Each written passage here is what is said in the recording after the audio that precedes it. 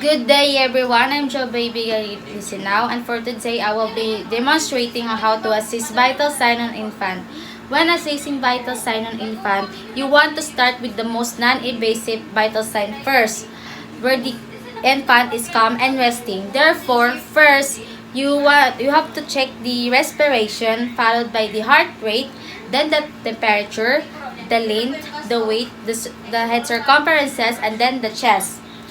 So before you assess vital signs on an infant, you have to gather your supplies. So what you're going to need is an infant size stethoscope, followed by the measuring tape,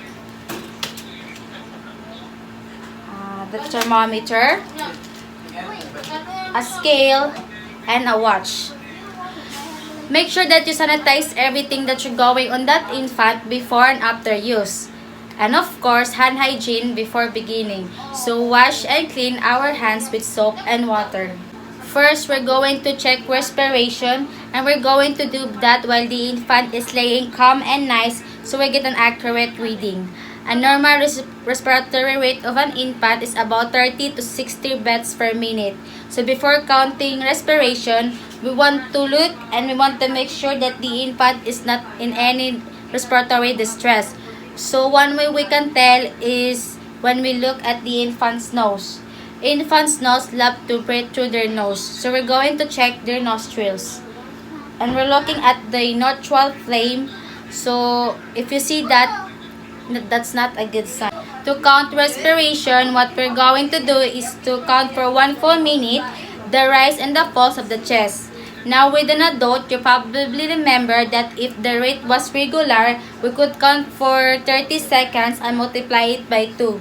Well, this isn't the case with an infant. You're going to do it with 1 full minute because infant's breathing pattern is irregular. And we're looking for the rise and the pulse of the chest. You could lightly place your hand on the chest and feel the rise and pulse. But be careful not to disturb the infants and let them crying. So I will demonstrate and I will count with its rise and with its pulse.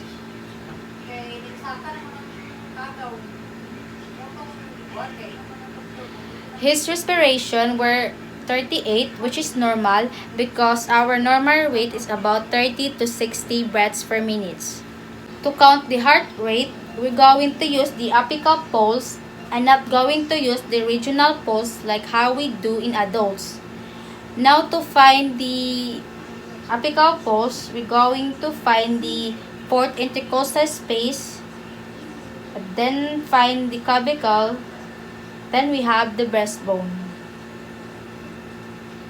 Now we're going to place our stethoscope and listen for 1 full minute.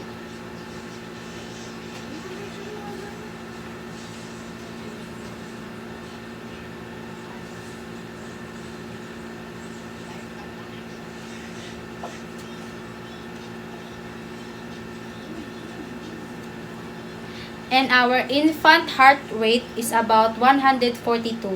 To check the temperature in the infant, we're going to check it by axillary road. So we're going to place the thermometer tip in the armpit.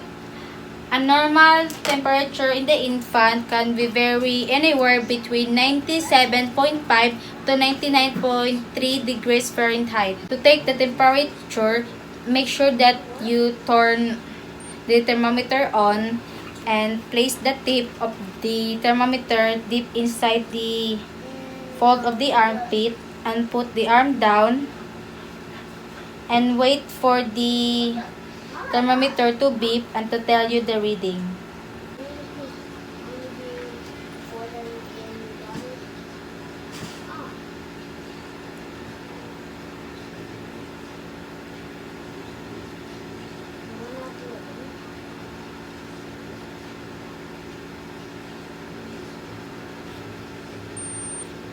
The thermometer is beeping, so it's done, and the reading is 99.1.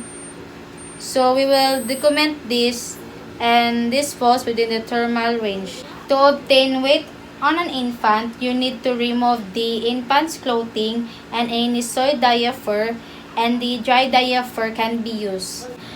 Place the infant on the scale and obtain weights. Consider the weights on the infant is about 10 pounds and 2 ounces. So you need to document that way and then look for the infant's previous weight. Measuring length. What you're going to do is put the baby on a surface that you can mark, and you will need pen for this. And measure the baby from head to heel. And put the head midline like this. And then mark the head.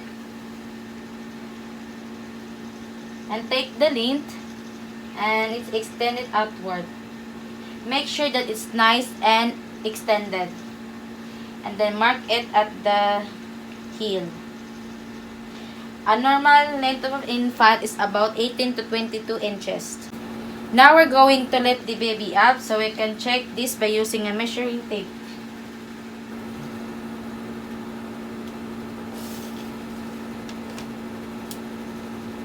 And the infant is 22 inches. To measure head circumference, you're going to need a measuring tape again and measure it in centimeters. A normal head circumference on an infant is about 33 to 38 centimeters. Now, we're going to place the tape measure around the largest diameter of the head. So, do that. We're going to place it a little bit above the eyebrow. And then, we're going to wrap it around and place it at the most prominent part at the back of the head. Gently lift the head up and put the measuring behind it. And pull the measuring around. And let's see what we get.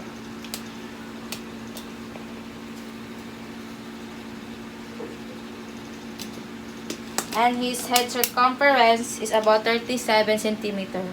Measure chest circumference, you need measuring tape, and you'll be measuring this in centimeters. Use the nipple line as your guide. Wrapping around and measure it.